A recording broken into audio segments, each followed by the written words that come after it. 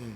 자전거도 사는데 돈이 많이 들지만 그 주변에 그렇죠. 여러 가지 네, 액세서리 여러 하는 액세서리 사고 예. 튜닝 하는데 돈이 더 많이 드는 것처럼 보이더라고요. 예. 그래서 예. 꾸미는 걸 그만큼 좋아한다는 얘기는 결국에는 예.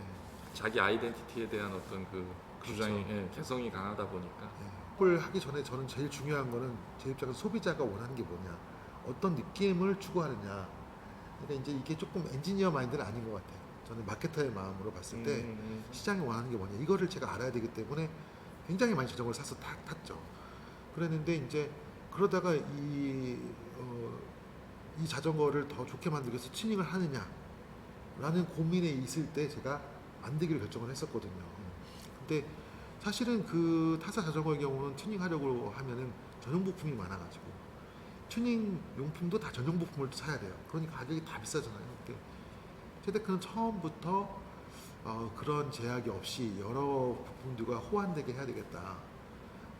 그렇게 생각을 했었고, 체데크에 대해서 불만족하시는 분들이 튜닝하는 것에 있어서는 다 이해하고 있거든요. 그리고 이제 그만큼을 수용할 수 있는 자전거가 되길 오히려 더 원해요.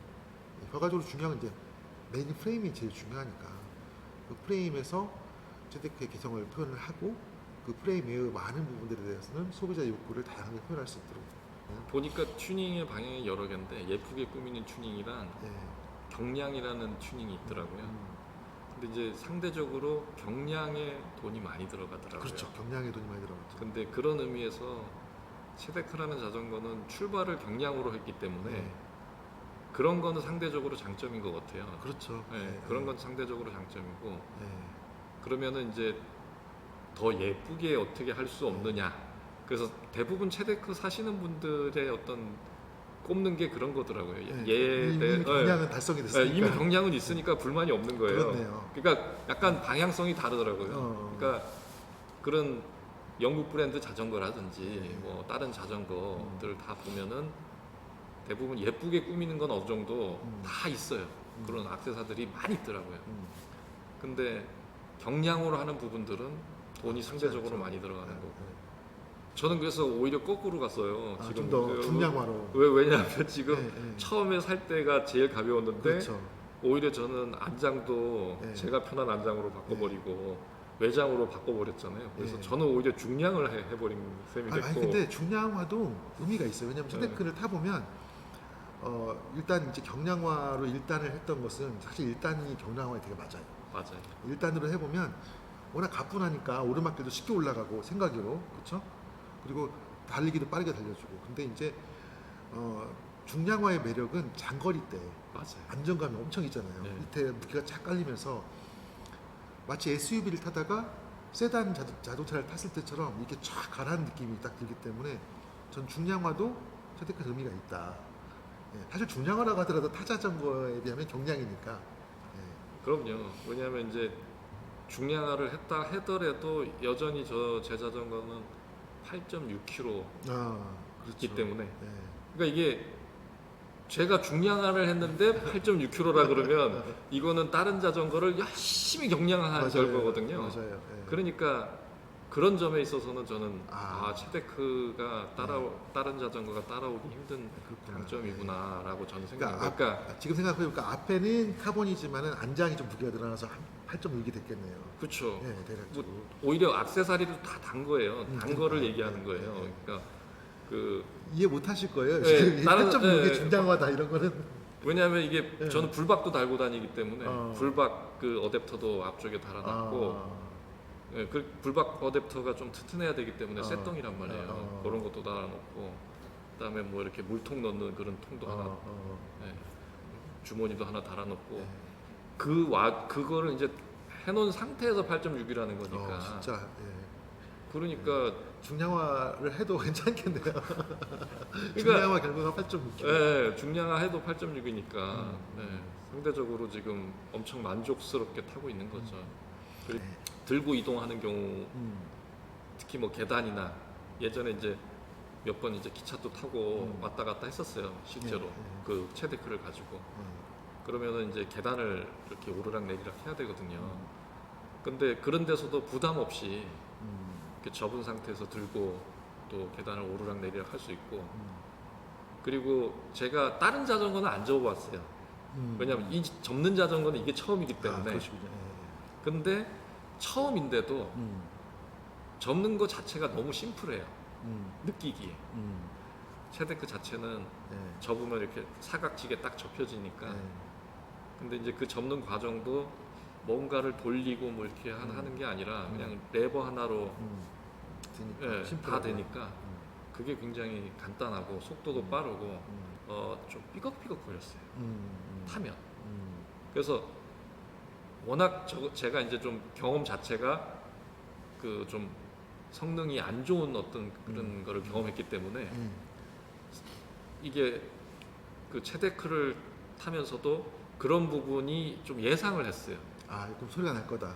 이 접는 자전거는 이런 소리가 부분이 난다. 있지 않겠느냐. 그래서 네. 그런 거에 대해서 어느 정도 저는 각오를 하고 이제 구매를 했던 거예요. 처음에 좀 났어요. 처음에. 그래서 이런 부분이 있구나 하고 이렇게 하는데 전화를 한번 문의를 했더니 그게 아니래요. 갖고 오래요. 그래서 소리 나면 안 된다는 거. 저는 앞에 소리가 났거든요. 그래서 이게 아니래요. 저는 나는 그냥 이 정도면 그냥 탄다고 생각을 했는데 아니라 그래서 가지고 왔더니 이렇게 손을 봐주시더라고요. 이제 미키니 분이 서울에 가끔 올라오시니까. 그 다음부터는 지금까지 손을 댄 적이 없어요. 그러니까 지금 벌써 1년 가까이 이제 타오고 있잖아요. 그런 소리가 없어요. 그래요. 그러니까 그게 그 완제품으로서 어느 정도 그 성능을 갖춘 게 아닐까라는 제가 생각이 들어요. 그러니까 사실 제가 어떤 생각을 들었냐면 중국 업체들은요 그 히데라는 모터가 굉장히 문제가 많았거든요. 센서도 고장이 잘 나고 그리고 뭐 컨트롤러 같은 거 고장이 잘 나고 하지만은 그 회사가 그 제품이 완성도가 떨어진데도 판매를 해서 계속해서 팔다 보니까 그러니까 중국에 있는 수많은 자전거 모터 회사들이 있었어요. 그 회사뿐만 아니라. 근데 그 회사의 그 많은 제품들이 사실 다 문제가 있었거든요. 그렇지만은 그 중국에서는 그 모든 회사들이 계속해서 만들면서 서로 경쟁하면서 몇 개의 회사들이 기술적으로 올라서 가지고 중국의 모터가 자전거 모터가 아주 독보적인 위치까지 지금 가버린 거예요. 그런데 그 당시에 한국에서도 그런 회사들이 있었거든요. 지금은 다 흔적이 없어요. 맞아. 왜 흔적이 없냐면 한국에서는 규제가 굉장히 강해요. 완성도가 있지 않으면 판매를 못하게 해요. 그러니까 많은 돈을 쏟아부어서 만들었지만은 이게 아직까지 완성도가 없기 때문에 그 규제를 넘어설 수가 없는 거예요. 그러다 보면은 이게 결국 사업이 망하는 거죠. 그래서 다소간의 시행착오를 거칠 수 있는 기간을 주는 것이 너무 엄격한 눈으로 이렇게 너무 엄격한 잣대로 보게 되면 이 초창기에 그 위기를 극복하고 시행착오를 거쳐서 발전해야 될 회사가 그렇게 할 수 없기 때문에 조금은 따뜻한 눈으로 보시면서 아주 크리티컬한 문제가 아니라고 하면 좀 기다려 주시면서 기술 개발할 수 있도록 독려해 주시면서 하면 그러면 한국에 있는 많은 이 제조사들이 성장하지 않을까. 우리나라 그 자전거 브랜드들이 많잖아요. 에파마도 있고 뭐 상철리도 있고 여러 회사들이 많은데 제가 유로바이크 전시회를 6번을 저희가 출품을 했는데 아쉬운 거는 자전거를 가지고 유로바이크 가는 회사가 저희밖에 없어요. 네, 없어요. 그게 뭘 뜻하는 거겠어요? 한국이 자전거 제조 기반이 없어졌다는 거거든요. 그렇죠. 네, 없어졌다는 거예요. 그런데 굳이 뭐 제가 애국심에 기대서 마케팅을 하려고 하는 건 아니고요. 자전거 계열 전체 역사를 놓고 봤을 때 체데크는 굉장히 업적에 가까운 어떤 성과를 이룬 자전거예요. 그래서 이 자전거가 이 성과를 기반으로 해서 더 높은 완성된 길로 갈 수 있도록 소비자분들께서 조금만 따뜻한 눈으로 봐주시면서 응원해 주시면 저는 정말 전 세계 모든 사람들이 깜짝 놀랄 만한 최고의 자전거로까지로 나아가고 싶은 거예요. 저도 그래서 네. 항상 대표님이 그런 생각을 갖고 하시니까 저는 이제 그런 쪽에 한 표를 던진 거라고 고맙습니다. 생각하시면 될 것 같아요. 그래서 계속해서 체데크가 발전했으면 좋겠습니다. 이렇게 뭔가 작게 시작하셨지만 말씀하신 대로 굉장히 획기적인 자전거를 출시하신 거고 이거를 계속해서 발전해 나가는데 도움이 좀 됐으면 너무 고맙습니다. 좋겠고 앞으로 또 계속 발전해 나가길 기원 드리겠습니다.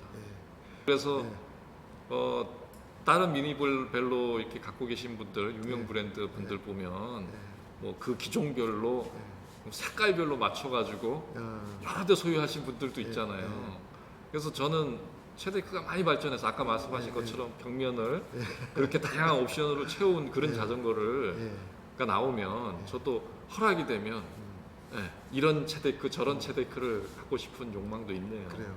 네. 네, 그래서 사실 외장 6단 자전거하고 1단 자전거하고는 아주 다른 포지셔닝에서 두 개의 맞아요. 영역을 갖고 있는 거예요. 그렇죠? 네.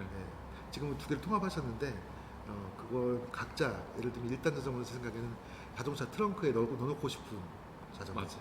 네. 그래서 네. 그런 여러 가지 발전이 빨리 알겠습니다. 되면 네. 제가 또 유저니까 또 다른 구매 욕구를 불러일으키는 네. 그런 회사가 됐으면 좋겠어요. 네. 박구매님의 취향 저격, 그렇죠. 네, 새로운 자전거를 빨리 네. 만들도록 노력하겠습니다. 네. 오늘 너무 감사합니다. 네, 장시간 감사합니다. 얘기해 주셔서 감사합니다. 예.